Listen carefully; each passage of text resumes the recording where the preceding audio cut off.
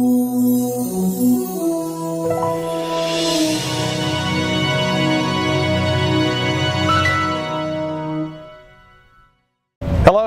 I'm Goldsboro City Manager Scott Stevens here for our October monthly update, and I hope you recognize our location. We're out on Center Street in front of the Paramount Theater. Really just a reminder, it's a busy time of the year for the Paramount Theater, both in the performance series that the city puts on, as well as the private ventures that go on here. But I would like to mention just a few of the October and November events, and again, more information available on the Paramount Theaters or city's website in terms of details and ticket pricing and so forth and so on.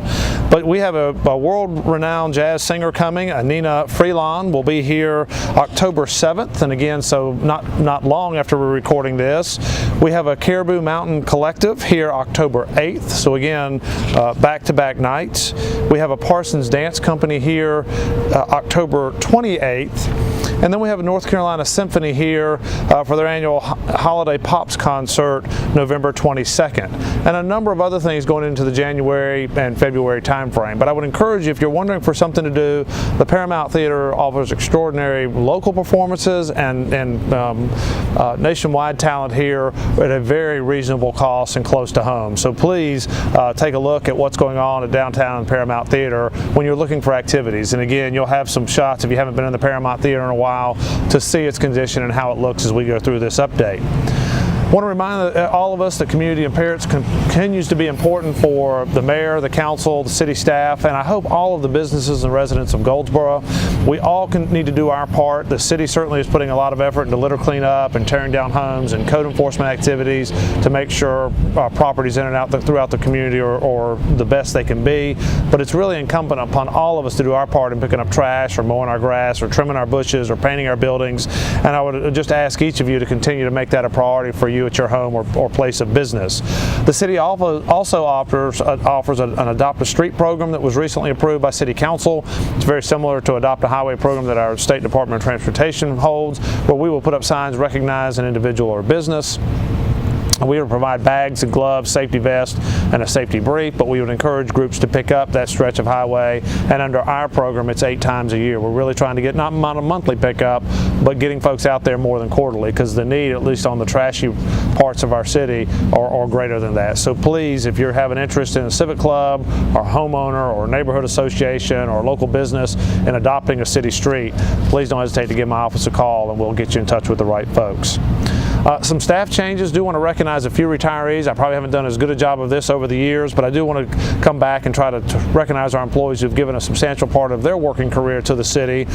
We have 2 officers that are retiring, Ronald McDuffie with 12 years of service and Robbie Jones with 28 years of service. I've gotten to know these 2 officers as well as any other city employees, and that they have been part of our great program, our gang resistance education and awareness training that's in our elementary and middle schools. These 2 guys have done a phenomenal job at least the last 5 years while I've been here, and I'm sure prior to that, in educating our youth about the dangers of gangs and the importance of making good choices throughout their lives. And I don't know how many children they have touched over the years, but it is thousands, and I do want to thank those 2 individuals for their years of service.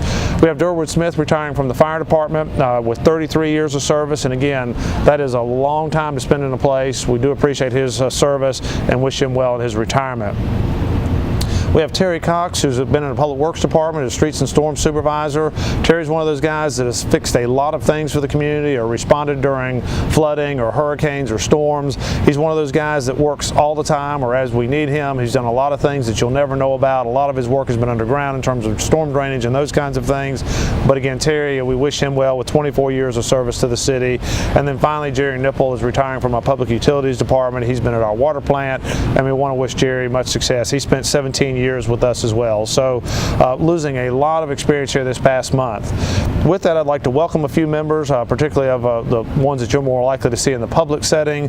Tracy Davis came on board as a communications director. She is actually a county employee, but her time is paid for and split by the city and the county in terms of working for both. So she works for the county manager and for me as a city manager in terms of communications and generating messaging and helping us with telling the community what we're doing. And then Ashlyn Gladier is coming on as our travel and tourism director. Director. She's beginning October 13th, and again, she comes on as a city employee, but really serves for the county as well. As Travel and Tourism Director, she has to report to the City Tourism Development Authority and to the county's Tourism Development Authority, and we're excited to have her coming on board. We've talked about shortage of police officers a number of times. The mayor did swear in 3 new officers this month, so we welcome them, and I would just continue to communicate to the community we're still looking for police officers. We're willing to pay for folks to go to BLET through a scholarship program. We're willing to hire you on full-time to then send you through BLET, or we're willing to pay for experience if you've got it at other departments where you wouldn't start at our beginning salary. We can talk with you about where you'd fit into the organization. So if you've thought about Goldsboro as a career in policing, or you thought about moving from another agency back to Goldsboro, please don't hesitate to give us a call. Find my office, our Human Resources Department, or talk with the police chief himself. We definitely are still looking officers and are excited about where we're headed. We've had some discussion with skateboarders over the last month. A group came to our city council meeting, or to the mayor and council's meetings a month or so ago. I did meet with the group this last week of September. Very interested group of young people, just trying to make sure that we understand sort of their concerns and are there things that we can do. I guess with the recent success of the small park that we put in on Ash Street near Stony Creek Park, even though we repurposed some older equipment and there's still some work to be done there, I think with just a little more effort, we would really meet a different need of the skateboard community. And again, we welcome them. We're trying to incorporate them so that they have a place in the community as well. And again, more to come on that. But really at the Ash Street end of lighting, some street obstacles, and then a bigger space, and then maintenance of what's there. So more to come on that, but if you have an interest, please don't hesitate to call my office again. We'll get in touch with our Parks and Rec and let you be part of this group that I think will have ongoing meetings. The group of young people that were there with us said they would go back and sort of develop a plan of what they like, try to help us with costing, and let us work through so that we're not dictating a plan to them. We're working with them cooperatively to try to demonstrate, I guess, the best use of what limited funding there may be. So again, from that standpoint, more to come on skateboard and skateboarding as we go forward in time. I do want to mention Goldsboro was recognized nationally several times this year. One is a great American defense community. I think that speaks volumes to our relationship with Seymour Johnson Air Force Base and what Goldsboro and Wayne County have done over the years in terms of that partnership. We've now been recognized nationally as a Great American Main Street Award semifinalist. Less than 10 communities across the country were recognized for that. The final announcement will be made next spring, but we're really proud to be recognized as a Great American Main Street Award semifinalist. And again, more to come on that, but it just speaks to the really good things, great things that are going on in our community in a lot of arenas. Our Downtown Goldsboro Development Corporation held their annual awards banquet at the end of September, had over 200 and some attendees at that banquet, a very nice event, recognized numerous businesses in our downtown and those that help in terms of volunteer or sponsoring events in downtown for their efforts. And I do want to say again, thank you to all the volunteers, because there are hundreds of people that volunteer countless hours to make downtown a better place. And speaking of that, we've got public art in our downtown. A year ago we had at least some unhappy with the art that was installed. Well, as we said a year ago, it was only be there a year. If you love it, great. If you don't, wait a year, it'll go away. And we are changing out 4 pieces of art October 14th. I'd invite you to join us downtown. The artist will be here. We'll have an unveiling, but the art will be installed October 14th, and there's some brief comments from 1 to 1:30. So if you have an interest in that, please come. If there's anything downtown that just really is something you want to have a picture with, you've got a couple weeks to get that done, and October 14th you'll have a new set of art to have your picture made with. So again, I would encourage you, if you like what's here, to go ahead and get that picture sooner than later, because it will be changing out in mid-October.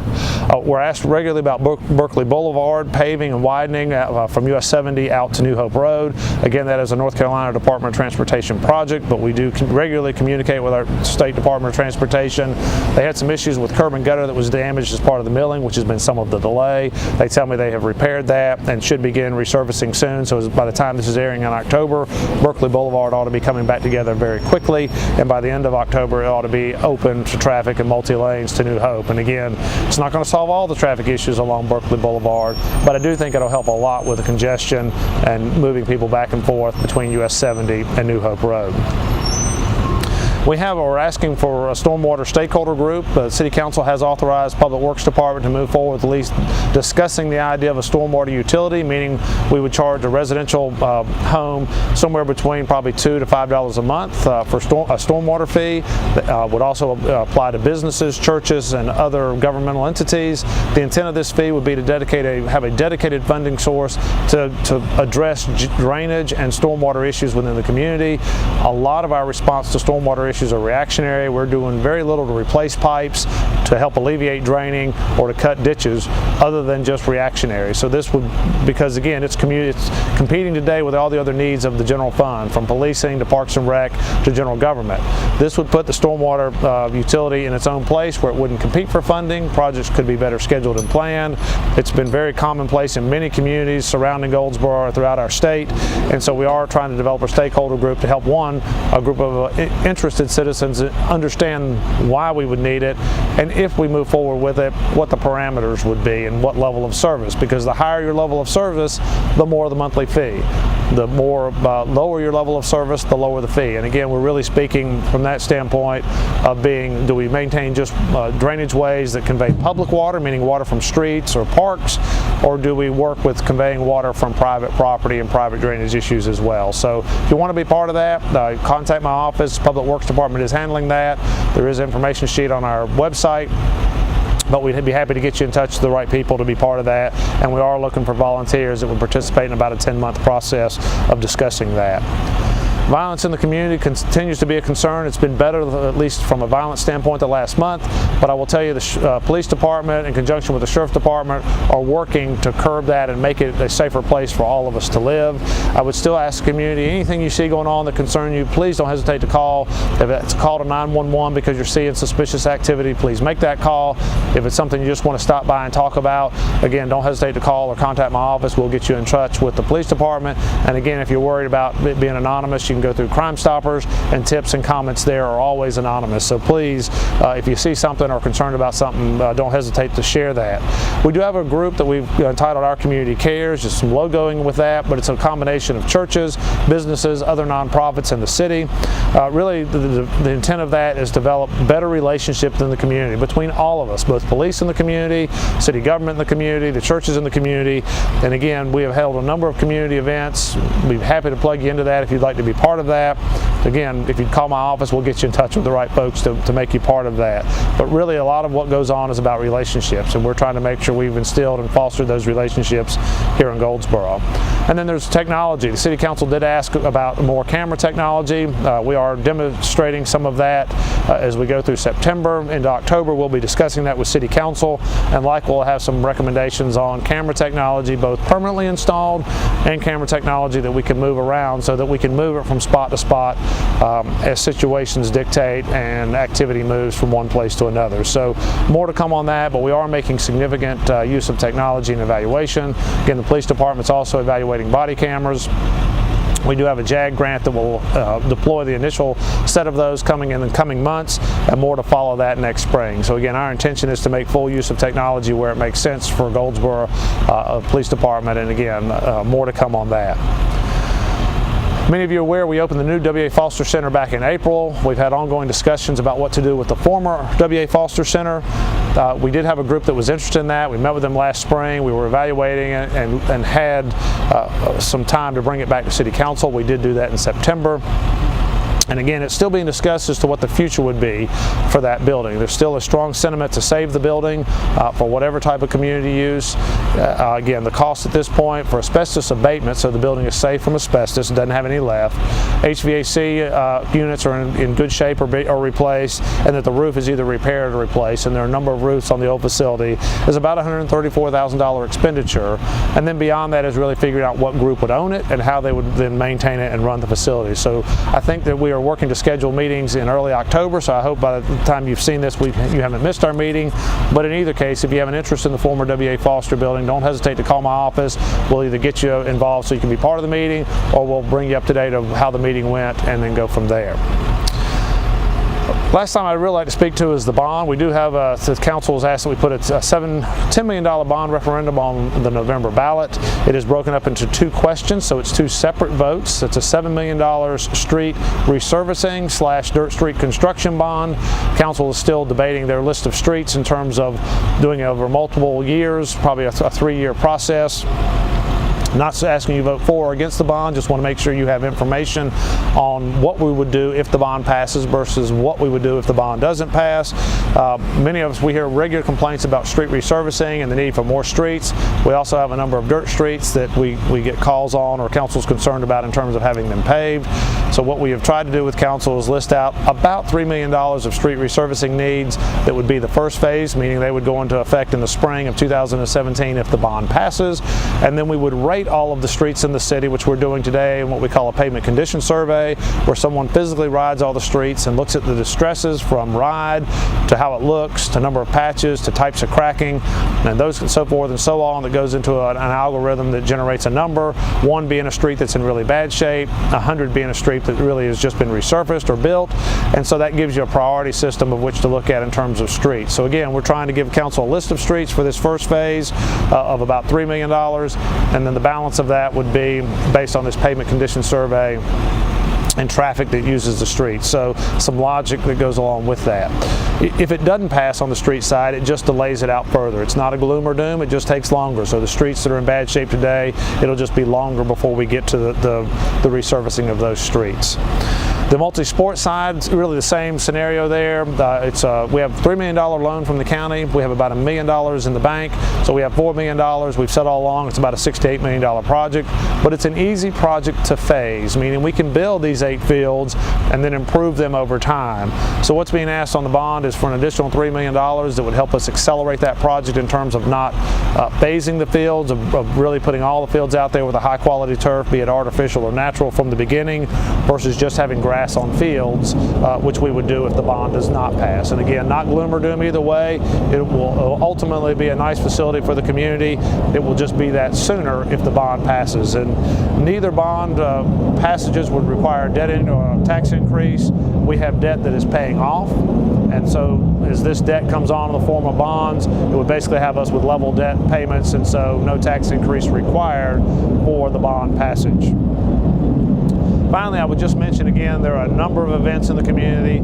As I mentioned at the beginning of this, the Paramount Theater has a very busy time of year coming up, October, November, December. So if you're looking for something to do, I would encourage you to check out the Paramount Theater's website. They have all the public and private events there. And again, most of those are open to the community, whether they're showings of old movies such as Ferris Bueller's Day Off, or out-of-town talent or local talent.